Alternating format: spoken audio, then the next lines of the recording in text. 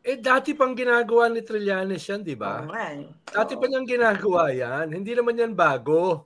Di ba? Kung siya ay may suporta ng Malacanang, afterthought na lang yon kung sakali. Pero dati pa niyang ginawa yan. Di ba nung kampanya pa lang, nilabas na niya yan mga bank account ni Digong. Tapos naghamunan sila, magkita tayo dito sa bangko. Sa BPI, naalala ko. Hindi naman dumating si Digong, di ba? Hindi naman dumating. Tapos nilabas yung spokesman niya, yung mga bank accounts. Pero hindi yung history. Yung present na wala na daw laman. Existing. Niloloko mo naman kami. Pwede mo namang i-withdraw yan eh. Wala nang laman. Kailangan dyan yung history. Ano ba yung pumasok? Kaya dati pang ginagawa yan ni Trillanes. Hindi naman yan bago. No, ito naman si Panelo. No, itong abogado ng mga ampatuan, ito naman si Panelo talaga pati tayo kinukumpa eh.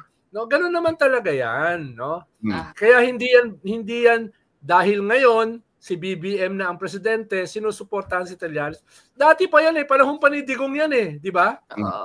Kung maalala nyo. Hindi ka naniniwala doon na si Trillanes ay working for Marcos. May ganun ba? Bakit naman binanggit ni Tatay Digong na Trillanes is working for Marcos? May gana ba yun? Pwede naman na sympathetic si Marcos kay Trillanes dahil magkaaway sila ngayon ni Digong No, reality naman yun My enemy is my friend. Sambang kuweba nakatira ito si Panelo. Diba? Sambang kuweba nakatira. Kitang-kita naman, nawasak yung unit team.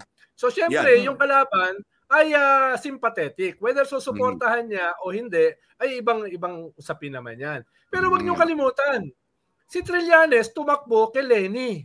Diba? Hindi naman siya tumakbo under BBM kay Leni siya tumakbo. No? At inuulit ko, dati pa niyang ginagawa yan. Kaya nga sabi ni Matubato, inutusan kami para patayin yan si Trillanes. Diba sabi ni Matubato? No? Inaabangan nila kung saan-saan. Dati pang galit. Bago pa naging presidente, long before naging presidente si BBM.